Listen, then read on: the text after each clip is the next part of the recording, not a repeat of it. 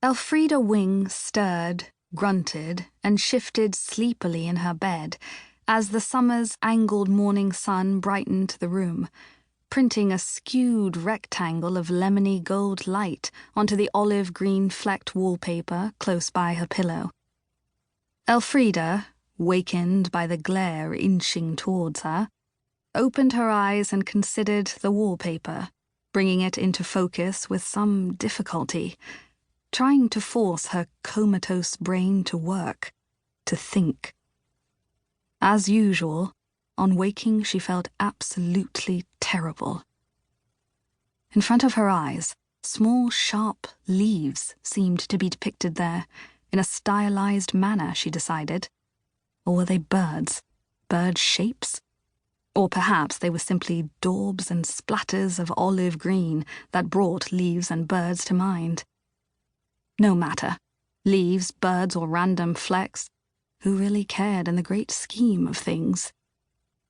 She eased herself out of bed and slowly pulled on her dressing gown over her pajamas. She slipped down the stairs as quietly as possible, wincing at each creak, hands securely gripping the banister, trying to ignore the awful hill-cracking headache that, now she was upright, had begun thumping behind her eyes, making them bulge rhythmically in sympathy, or so she felt.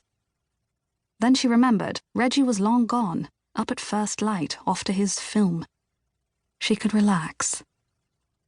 She paused, coughed, then farted noisily, and finished her descent of the staircase with careless din, striding into the kitchen and flinging open the fridge door, looking for her orange juice.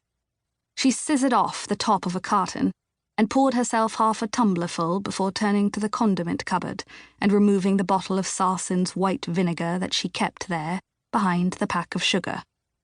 She added a sizable slug to her orange juice. Sometimes she wished vodka had more flavor, like gin, but she recognized at the same time that its very neutrality was her greatest ally. Vodka and tap water in a tumbler was her daily tipple when Reggie was around.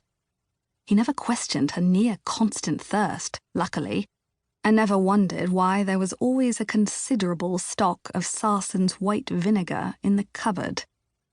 Elfrida sat down at the kitchen table and sipped at her vodka and orange juice, finishing it quickly, and then poured herself another, feeling the buzz, the reassuring hit. Her headache was disappearing already. The title of a novel came, mysteriously, unbidden, into her head. The Zigzag Man. She could almost see the cover in her mind's eye, a clever use of the two Zs, perhaps different colours for the zig and the zag. She poured herself more orange juice and went back to the cupboard for the Sarsons, emptying the last half-inch into the glass. Better buy another bottle of voddy, she told herself. Or two. She found her notebook and wrote the title down. The Zigzag Man by Elfrida Wing. She had noted dozens of titles for potential novels she saw, flicking back through the pages. There they were. The Summer of the Wasps, Freezy, The Acrobat, Drop Dead Gorgeous, A Week in Madrid, The Golden Rule, Dark Eulogy, Jazz, Spring Equinox, The Lightning Process, Cool Sun, Mystery in a Small Town, Estranged, Artist's Entrance, Berlin to Hamburg, The Windrow, The Riviera Gap, A Safe Onward Journey, Falling Away, title after title of unwritten novels. And now the Zigzag Man could be added to their number. Titles were the easy bit. Writing the novel was the awful challenge. She sipped her juice, feeling sad all of a sudden. It was now over 10 years since her last novel had been published, she remembered ruefully. The Big Show. Published in the spring of 1958. 10 long years, and not a word of fiction written. Just list after list of titles. She finished her juice feeling a numbness overwhelm her, tears stinging her eyes. Stop thinking about bloody novels, she told herself angrily. Have another drink.